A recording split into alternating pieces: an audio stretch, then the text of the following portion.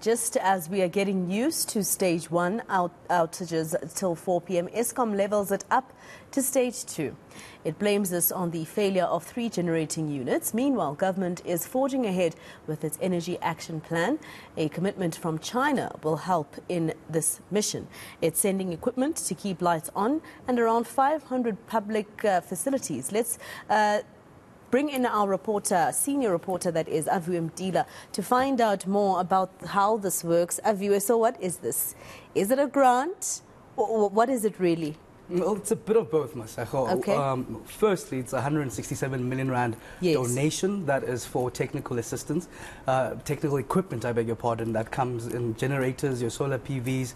We're told it's going to benefit over 500 units.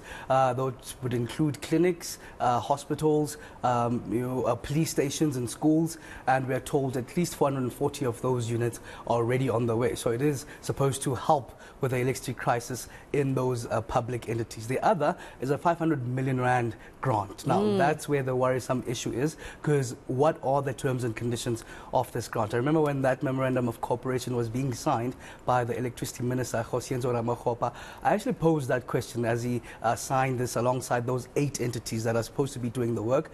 He seemed to suggest it's going to be for transmission and it's technical assistance, basically, but we're not sure in terms of what's going to happen with this, what are the exact terms and conditions of this grant. In fact, I posed this question a bit earlier on to an energy expert, Lungile Mashela, in terms of what exactly is this, and this is what she had to say. We do not know what the conditions are. We do not know, and it is getting to a point where it is worrisome. There are a lot of agreements that have been signed, whether it's with the Dutch government, whether it is with the US. Lots of energy sector agreements have been signed over the last couple of years. I mean, let me take you back to last year during COP, where the Just Energy Transition partnership was actually signed for the $8.5 billion. We still do not know what requirements that came with. And we're simply adding one thing on top of the other. But what we are aware of is that in other countries, for instance, UAE has been signing some of these agreements, and they're basically taking land as part of the agreements. We don't know what our government has signed us up for. We don't know what concessions we have had to make. And it's getting to a point where at some point this is going to have to be either exposed or laid bare for everybody to see, so that we don't find ourselves in a situation where we've either given up land, where we've given up sovereignty, where we've gotten ourselves into a debt spiral that we're not able to get out of.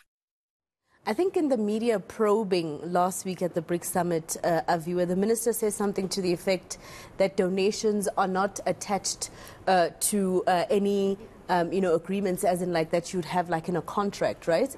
One of those questions I tried to ask quite pointedly to the electricity minister in terms of, is this grant going to have any attachments when it comes to maybe the Chinese bringing in their own manufacturers or whatever the conditions may be? He was more than willing to explain the donation part of it, the 167 million rand, saying that that's a pure donation. There are no attachments. They're just giving us the equipment. But when you ask him about the grants, he'll divert you back to that 167 million rand, not answering properly what the exact terms and conditions are. Who is it going to benefit? The suggestions are that that's another open-ended question, no clarification as to who's going to do the manufacturing, who's going to do the technical assisting. It might be that $500 million rand grant that goes right back to China. One of the other questions I asked the energy expert Lungile Mashela, and this is what she had to say. Typically, what we've seen in a lot of these grants is that companies or countries would then say, here's a grant facility that I'm offering you.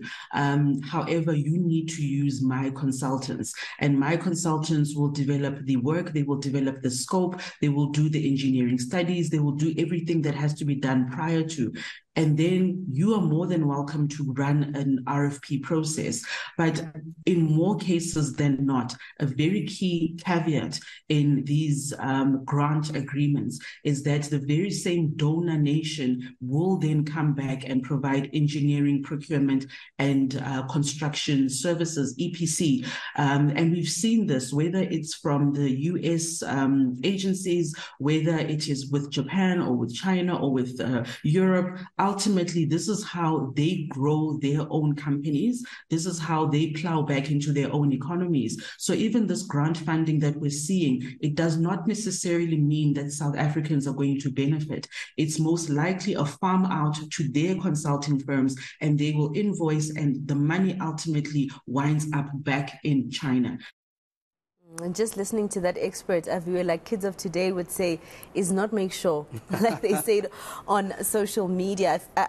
I feel, as a South African at least, that there's not enough transparency about this. That's the clarification and the transparency that we need to know what government actually signed up for, so that we don't find out at a later stage that we're in some dead spiral, or we own a portion of our land because of the specific grant or others that we've signed in the past. Well, Aviwe Mdila, senior reporter, with that story. Let's leave it there for now. And of course, when I spoke to an energy expert yesterday, he said the money that is being donated, or this agreement anyway, doesn't help Eskom much because of how much that power utility actually needs to sort out its problems.